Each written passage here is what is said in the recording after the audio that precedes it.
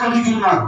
ఏంట మాట అని ఒకసారి మనం గమనిస్తే, మరి మత్తయి సువార్త 12వ అధ్యాయము, మత్తయి సువార్త 12వ అధ్యాయము 37వ వచనాన్ని చదువుదాం.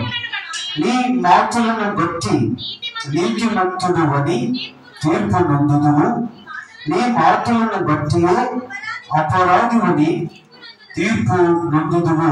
కాబట్టి మన ప్రభు అయిన యేసుక్రీస్తు వారు ఆయన బోధ చేస్తూ ఆయన బోధన మాట చెప్తున్నాడు. నీ మాటలను బట్టి నీతిమంతుడని తీర్పు పొందుదువు, నీ మాటలను బట్టి అపరాధమని తీర్పు పొందుదువు. అంటే ఇక్కడ యేసుక్రీస్తు ప్రభులు వారు చెప్తున్న మాట ఏంటంటే, తీర్పు ఒక రోజు ఉంది కాబట్టి జడ్జిమెంట్ డే.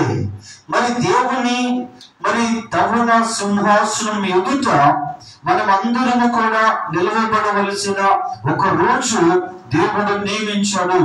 ఆ రోజున దేవుడు ఆయన తీర్పు ఆయన తీర్చబోతున్నాడు. మరి ఇక్కడ మాటలు